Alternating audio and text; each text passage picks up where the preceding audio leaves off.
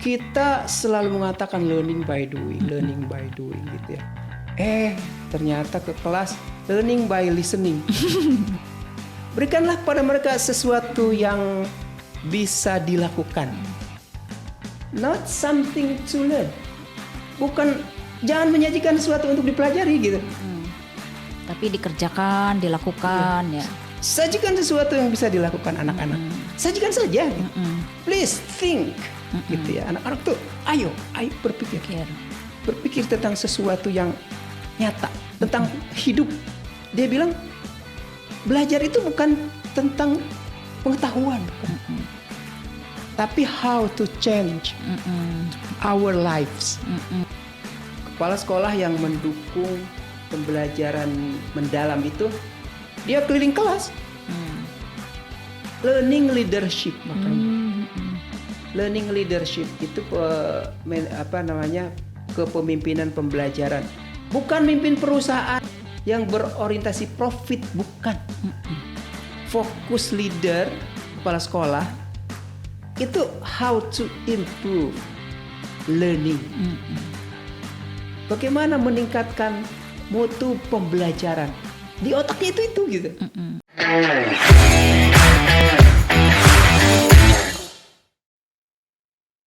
Bismillahirrahmanirrahim. Assalamualaikum warahmatullahi wabarakatuh. Waalaikumsalam warahmatullahi wabarakatuh. Pok Minah jualan sate. Cakep. Kalau beli jangan pakai nitip. Cakep. Jumpa lagi dengan Poin BDK Jakarta. Podcast yang cerdas dan inspiratif. Cakep. Semangat pagi teman-teman. Jumpa lagi dengan kami Poin Podcast Inspiratif BDK Jakarta. Sudah membersamai kita seorang yang juga sering menginspirasi kita. Beliau adalah Dr. Asip Suryadi MED. Semangat pagi Pak Asip. Semangat pagi. Assalamualaikum. Waalaikumsalam warahmatullahi Sehat-sehat wabarakatuh. ya. Alhamdulillah. Iya. Apa kabar Bu Ika? Alhamdulillah baik juga. Nah Pak Asip, kita akan memperdalam lagi nih deep learning yang kemarin tuh. Karena banyak juga yang DM ke saya gitu. Ada juga yang komentar di podcast kita yang kemarin tentang deep learning. Kemarin katanya itu bagian 1, katanya part 1. Nah, ada part berikutnya dong berarti gitu. Pasti. Ya. Nah, kita kembali ingin memperdalam lagi nih tentang deep learning ya. Pengenalan tentang deep learning yang akan kita elaborasi. Oke. Teman-teman semangat belajar ya. Kita akan simak penuturan dari Pak Asip tentang deep learning yang mendalam gitu ya. Nah, silakan Pak Asip. Pak Asip mau mulai dari mana nih menjelaskannya? Baik, saya juga ingin mengucapkan selamat berjumpa kembali di Poin Podcast Inspiratif BDK Jakarta. Teman-teman sekalian dan Bu Ika terutama sebagai tuan rumah dari podcast ini, kita sudah mulai membicarakan tema mengenai deep learning di episode sebelumnya. Dan saya mengingatkan kembali bahwa deep learning yang kita bicarakan itu adalah deep learning yang ada pada bukunya Michael Fullen dan kawan-kawan Bu Ika ya. Baik teman-teman, di episode sebelumnya kita sudah diskusi mengenai resume dari keseluruhan isi buku. Nah, mari berikutnya kita membicarakan bagian demi bagian. Dan Bu Ika hari ini mungkin kita akan batasi ya pada salah satu bagian dari buku ini. Dalam perbincangan ini kita akan diskusi tentang definisi dan ciri-ciri dari deep learning berdasarkan buku Michael Fullen itu sendiri.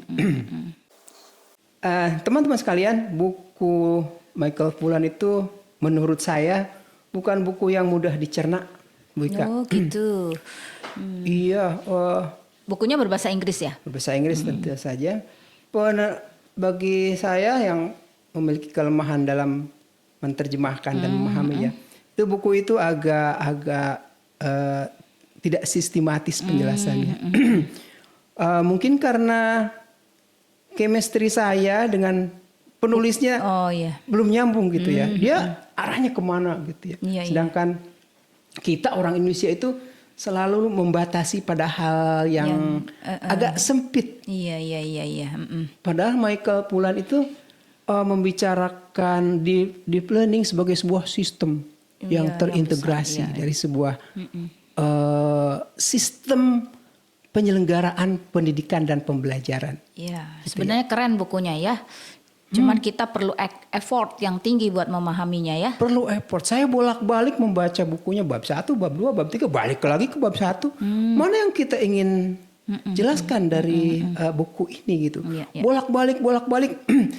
Informasinya ada di mana-mana gitu. Iya, betul. Misalnya terkait dengan definisi Michael Pollan tentang what is gitu ya, deep learning. Itu Ada bab di 2, mana-mana. ke bab 1 dan kita harus menginterpretasi. Kita harus Gitu ya. menyimpulkannya mungkin ya. Gitu Kita ya. harus membaca referensi lain juga. Oh gitu. Nah, bagi yang sedang membaca buku Michael Pollan, itu caranya mungkin ya. Jadi bacanya bolak-balik gitu kalau saya, karena mungkin itu keterbatasan saya. Jadi sebuah tantangan Pak Asip untuk kita bisa bikin buku versi kita setelah memahami pemahaman Pollan. Kemudian kita bikin buku lagi yang punya keterbacaan pada Iya, pendidik Indonesia. Nah, Keren tuh. Itu sebuah tantangan ya buat Iya, kita ya, betul. menjelaskan deep learning. Tapi kita meramu. Iya. Intinya dari Michael Pollan dan kawan-kawan, tapi kita berikan konteks gitu ya, konteks kita agar ini bisa dicerna gitu dengan Iya. mudah. Iya. Insya Allah. Ya, mudah-mudahan Bu Ika bisa menginisiasi ya, Iya, insya menulis Allah. buku yang merupakan interpretasi dari buku Babon ini. Iya. Mari kita lihat definisi ya Bu Iya. Ika ya. Nah, Michael Pollan hanya memberikan definisinya seperti ini. Iya. Deep learning is the process of acquiring these 6 global competencies. Jadi dia hanya bilang begitu di Iya, bukunya di bab 2 itu. Pokoknya deep learning itu buat dia itu sebuah proses untuk menanamkan agar anak-anak memiliki kompetensi abad 21 yang mereka bilang the 6 global competencies. Nah, yang dimaksud 6 competencies adalah karakter, kewarganegaraan, citizenship, collaboration, communication, creativity, and critical thinking. Itu saja gitu. Iya, padahal sebetulnya itu sudah termaktub ya di dalam kurikulum kita sejak kurikulum berbasis kompetensi ya. Iya. Cuma memang ketika regulasi kita menginginkan kita berbuat seperti itu, pendidik kita itu kalau istilah saya Pak Asip kurang berliterasi pada regulasi sehingga Ya. ketika ngomongin deep learning gitu ya seperti barang baru gitu. Iya, dianggap ini apa lagi sih gitu Iya ya. betul, apalagi katanya jangan-jangan kurikulum baru nih gitu. Malah kan banyak nyebutnya kurikulum baru. Lanjut Pak Asip. Nah, the 6 competencies itu dulu kan kita di mulai kurikulum 2013 tuh sudah mengenal 4C tentu saja. Dan Michael Pollan dan kawan-kawan itu menambah 2 yaitu citizenship and karakter. Itu saja buat dia. Bahwa manusia yang akan datang itu gitu ya di abad 21, 22 itu perlu kompetensi yang 6 itu gitu ya. Bagaimana cara menanamkannya? Dia kasih alternatif. Nih, pakai deep learning. Gitu ya. Nih, strateginya pakai deep learning gitu.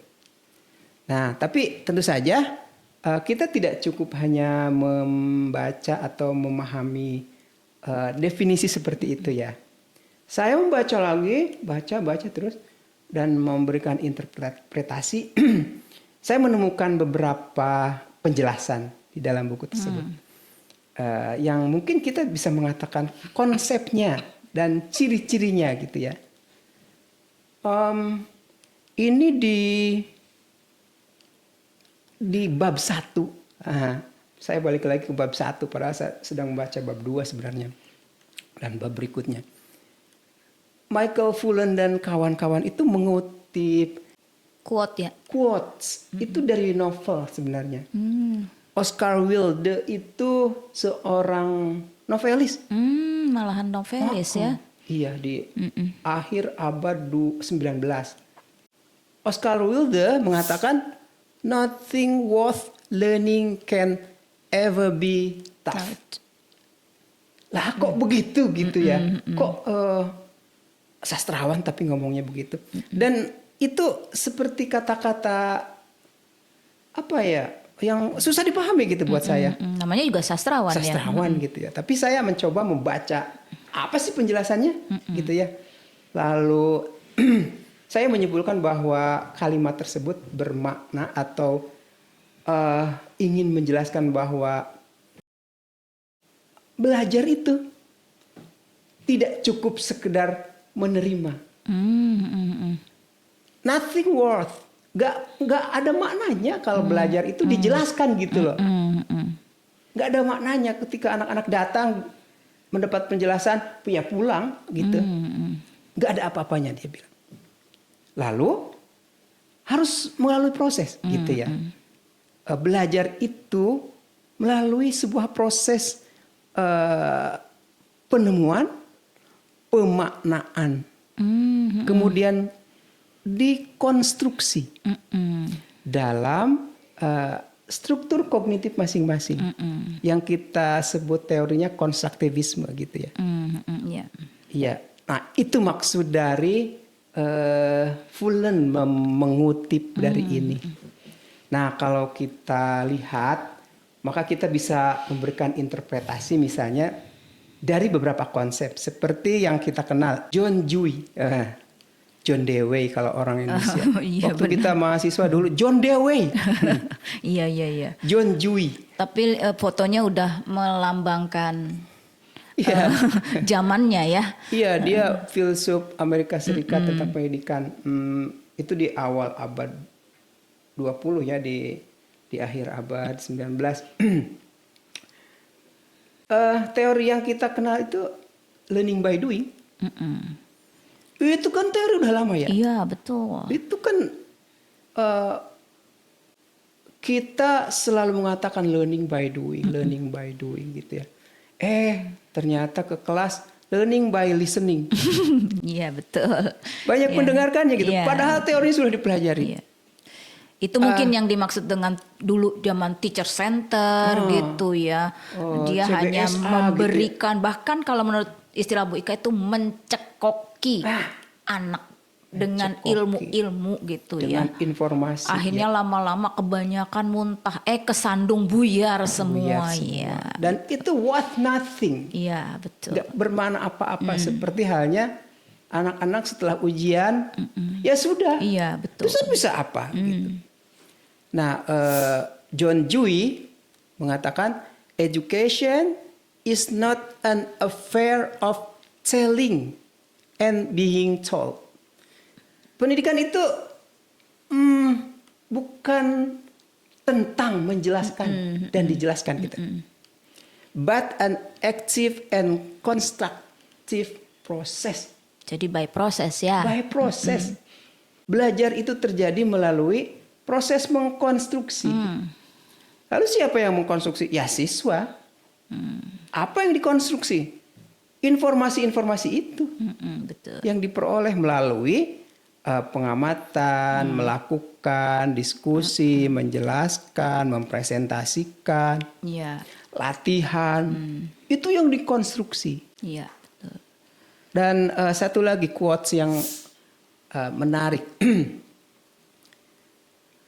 John Dewey bilang, give the pupils something to do. Berikanlah pada mereka sesuatu yang bisa dilakukan. not something to learn. Bukan, jangan menyajikan sesuatu untuk dipelajari gitu. Tapi dikerjakan, dilakukan ya. Sajikan sesuatu yang bisa dilakukan anak-anak. Sajikan saja gitu. And the doing is of such a nature to demand thinking, learning, naturally result. Itu akan otomatis kalau anak melakukan sesuatu maka dia akan berpikir, gitu ya, dan belajar. Gitu. Disitulah proses mengkonstruksi pengetahuan yang pengetahuannya itu akan tertanam, gitu ya, di dalam sistem kognitif siswa. Nah itu terjemahan saya ya dari apa yang dikutip oleh Michael Fullan. Penjelasan lain seperti yang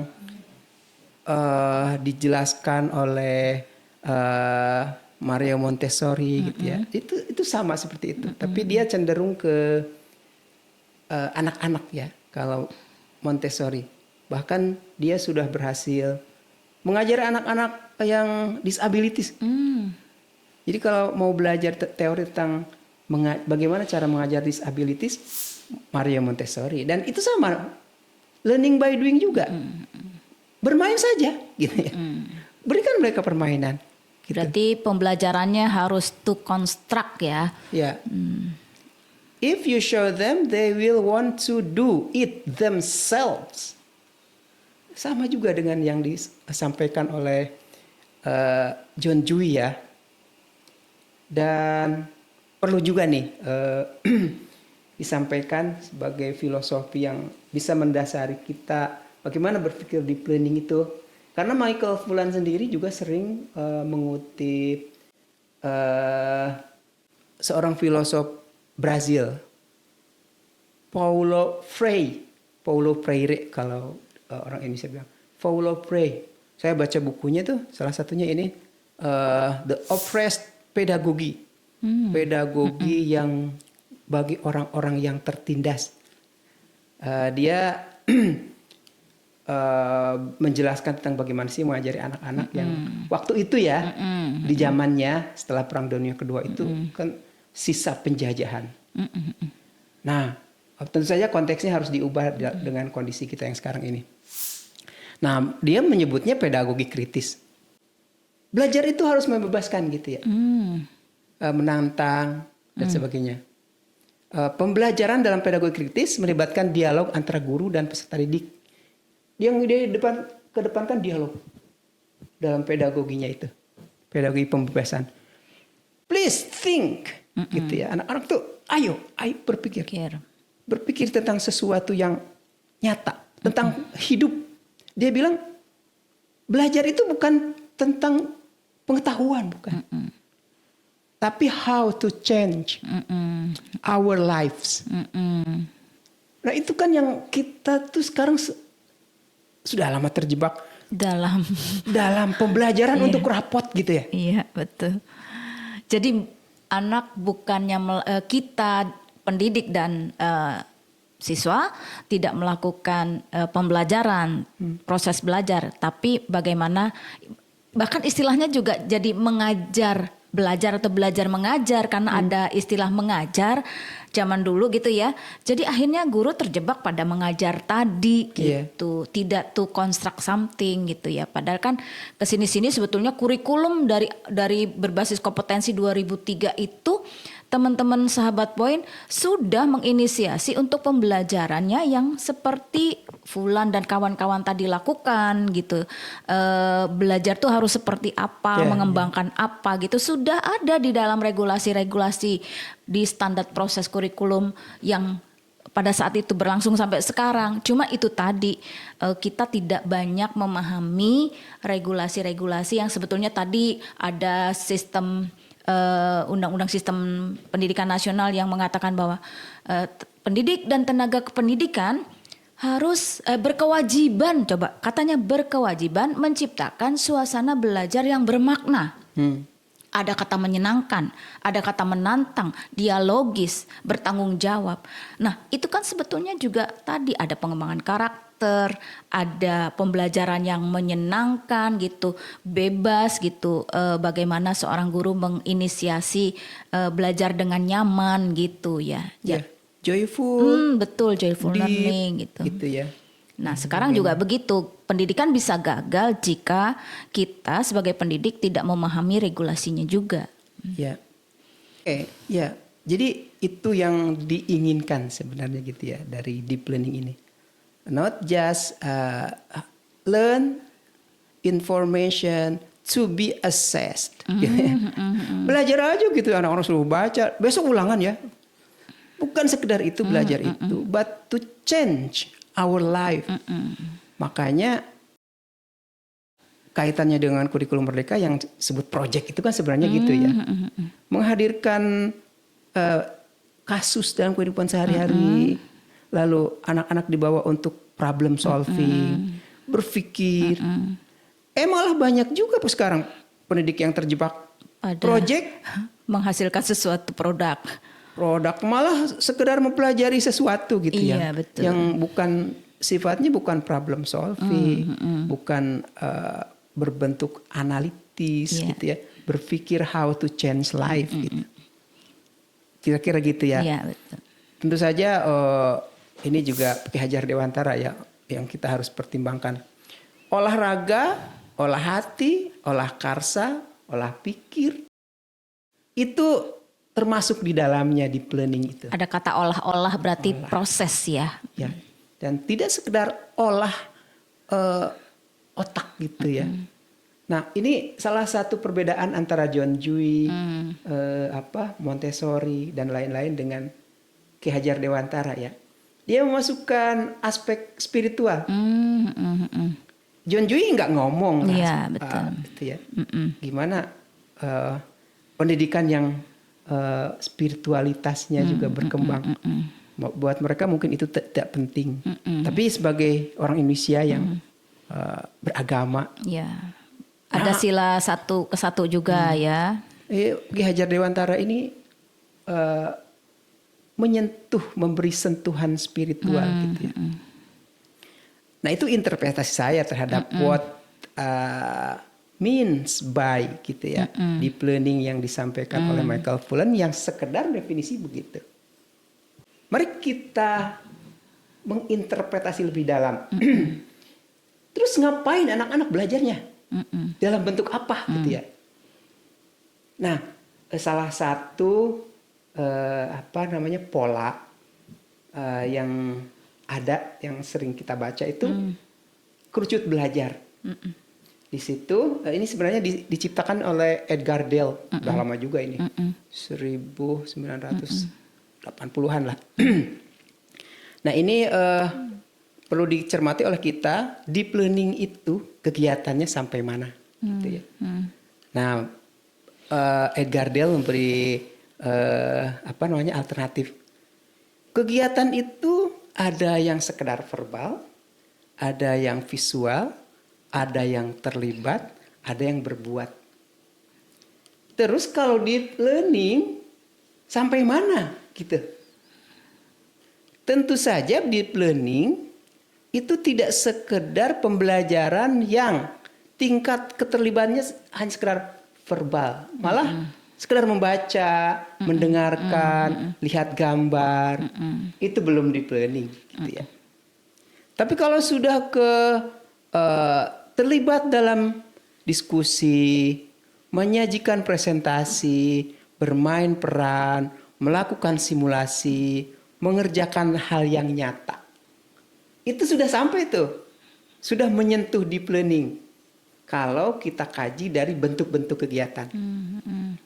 Dan kita bayangkan kalau anak-anak melakukan simulasi, itu kan ada yang terlibat aspek kognitif gitu ya, psikomotor, aspek afeksinya, disitulah terlibat gitu. Dan yang disasar lagi kembali lagi bahwa deep learning yang disasar itu yang the 6 competencies of the 21st century gitu ya. Yang tadi yang 6 kompetensi itu. Jadi kita bisa menyimpulkan bahwa kalau Pembelajaran hanya sampai lihat video, nggak nyampe itu, yang the six kompetensi itu. Tapi kalau pembelajarannya sampai melakukan sesuatu, nah berpeluang banyak bahwa the six competencies itu dapat tertanam kepada anak-anak. Gitu Bu Ika kira-kira. Jadi memang zaman dulu juga kita atau di dalam sampai sekarang ya kita mengenal kalau belajar itu ya mulai dari yang mudah ke yang sulit, dari yang sederhana ke yang kompleks gitu ya pada tataran-tataran umur tertentu ya. Bahkan ada teori Bloom, teori Anderson yang hampir sama dengan kerucut-kerucut pengalaman belajar seperti ini ya Pak Asip ya. Ini lebih detail ya berarti kerucutnya. Oke, sedikit lagi teman-teman yang kita ingin bahas hari ini. Gimana sih ciri-ciri sudah terjadi pembelajaran deep learning di lingkungan kita, gitu ya. Nah, mari kita lihat, saya membuat resume. Anak-anak fokus belajarnya gitu. Jadi kalau belajar itu, mindful lah ya. Mindful learning itu anak-anak fokus. Jadi tidak ada anak-anak yang ditemukan melirik sana kemari gitu ya, ingin keluar. Kan anak-anak itu sering banyak yang begitu. Baru 5 menit, Bu, ke WC dulu ya. Dan yang pipisnya ikut temannya. Iya. Akhirnya 5 orang ikut tuh. Itu kan ciri-ciri ya. Iya. Mereka tuh tidak sadar. Saya sedang belajar apa sih? Gitu. Jadi mereka tuh nggak menyadari, tidak fokus. Saya sedang belajar ini, saya ingin bisa ini dan sebagainya. Nah dengan deep learning ini ciri-cirinya yang sudah dilakukan, mereka fokus gitu ya. Malah kalau ada orang lewat, cuek aja. Misalnya ada tamu lewat gitu ya ke kelas, ada yang mengamati, nggak pengaruh buat dia. Gitu yang dijelaskan. Banyak murid bertanya. Kemudian banyak murid yang saya ingin melakukan sesuatu. Gurunya bilang, oke, lakukan. Lakukan saja. Gitu. Banyak anak yang, oh ya, yes, I got it. Gotcha. Gitu ya. Gotcha. Orang Amerika, gotcha. Aku dapat sesuatu. Iya. Dari hasil belajar. Dari hasil belajar. Hore gitu ya. Kan jarak ya anak-anak gitu. Hore gitu. Teori quantum learning kan sampai hore begitu ya. Hore, dan gurunya bilang, "Oh, selamat ya," gitu ya. Iya. Semua orang memberikan apresiasi kepada dia. Kalau di dalam quantum learning itu merayakan ya. Iya, betul. Merayakan, tepuk tangan gitu Iya, kan. betul. Lah, itu sesuatu yang sangat positif kan. Iya. Setiap anak melakukan sesuatu, memperoleh sesuatu, lalu anaknya keren kamu gitu ya. Iya. Gurunya bilang yes. Iya. Gitu. Sampai begitu ya. Sampai begitunya.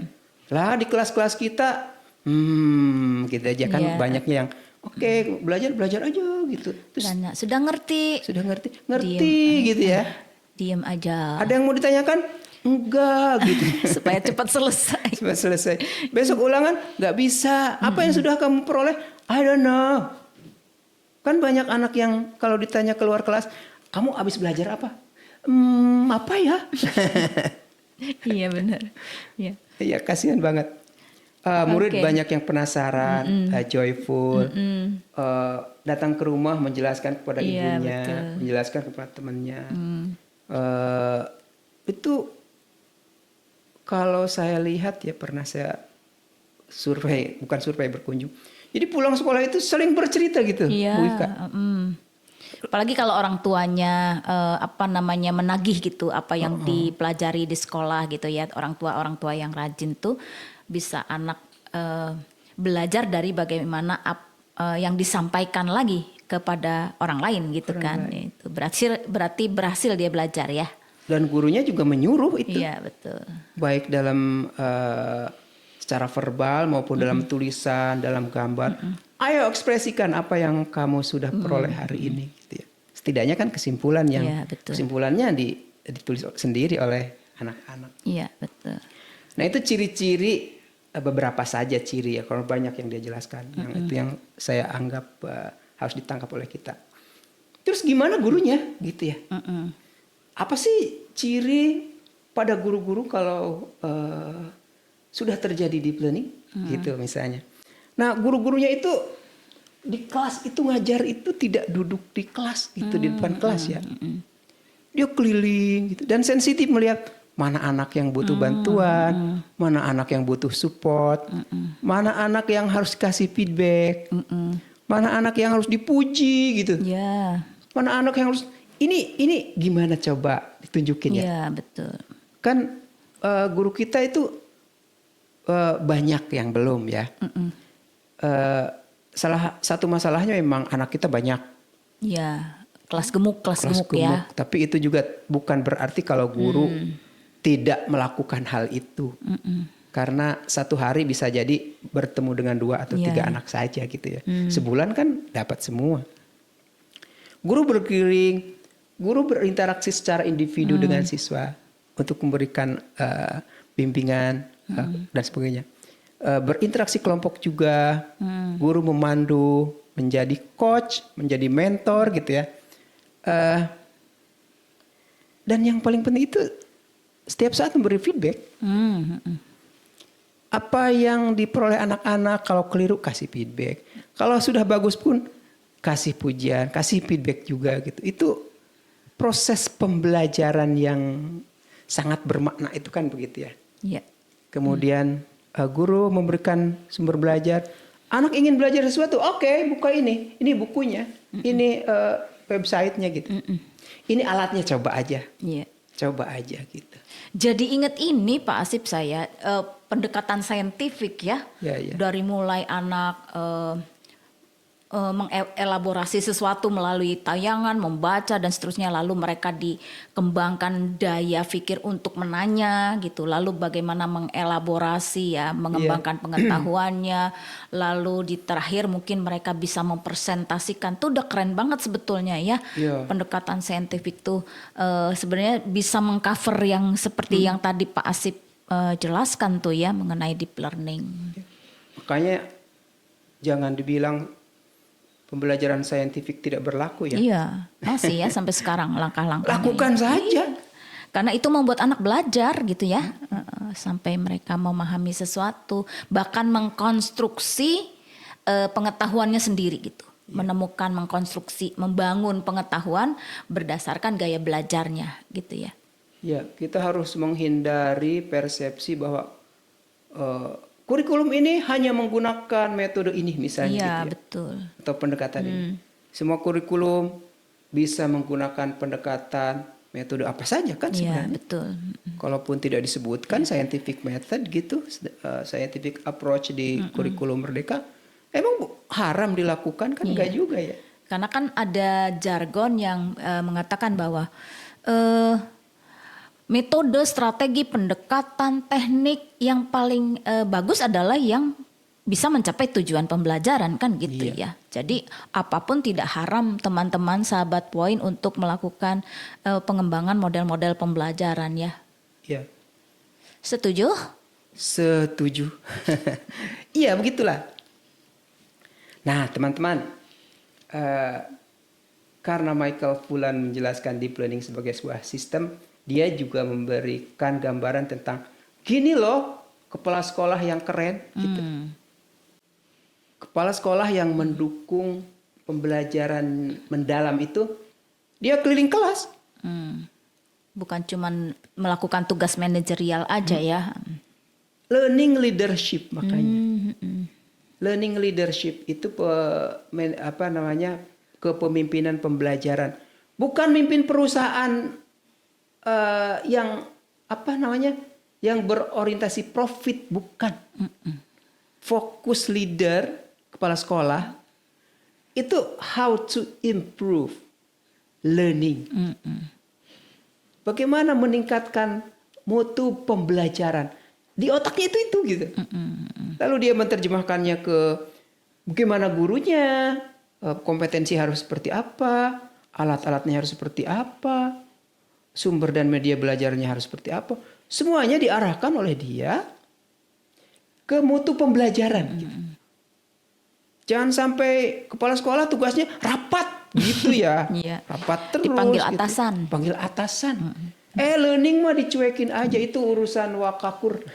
Wait Pak Asip. Iya. Itu akan menjadi pembahasan kita yang menarik ke depan tentang bagaimana menjadi leader dalam mengembangkan pendidikan di Indonesia kita ini ya.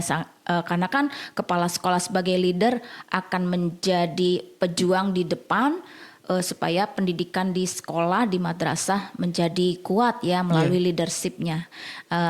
Teman-teman semakin penasaran kan dengan bagaimana kita mengembangkan, mengimplementasikan deep learning. Ini belum sampai implementasinya nih teman-teman. Nanti kita lanjut ya implementasinya supaya kita belajarnya sedikit-sedikit aja dulu ya. Tapi tentu saja kita tetap harus belajar. Sebagai seorang pendidik jangan berhenti belajar. Jika teman-teman punya mindset bagaimana caranya menghebatkan siswa, maka teman-teman harus menjadi hebat dulu. Hanya orang hebat yang bisa menghebatkan orang lain. Dan hanya orang yang mulia yang bisa memuliakan orang lain. Begitu, setuju Pak Asip ya? Setuju. Jadi teman-teman kita tetap harus belajar ya. Jangan lupa komen, like, subscribe juga ya. Teman-teman pengen belajar apa sih, mengimplementasikan apa sih gitu ya di dalam tupoksinya teman-teman sebagai pendidik. Begitu ya Pak Asip ya. Baik. Kita tutup ya dengan Carmina nih. Carmina tuh cuma dua bait ya. Carmina. Pantun Baru dengar saya. kilat. Nah, jadi kan orang kadang-kadang pantun itu ya apapun yang diucapkan namanya pantun. Padahal pantun itu 4 baris gitu. Dan yang 2 baris itu namanya pantun kilat atau Carmina. Ya, contohnya gini, makan nasi dengan sambal terasi. Cakep. Yuk kita belajar deep learning supaya kita bisa mengelaborasi. Oke. Gitu. Jadi teman-teman jangan lupa belajar, semangat pagi, semangat belajar. Semangat selalu. Iya. Kita akan lanjutkan lagi ya. Ya, burung dara, burung cendrawasih. Terus apa?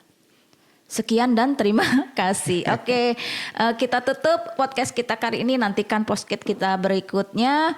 Tetap bersama Poin BDK Jakarta, podcast yang selalu menginspirasi kita semua. Assalamualaikum warahmatullahi wabarakatuh, sahabat Poin.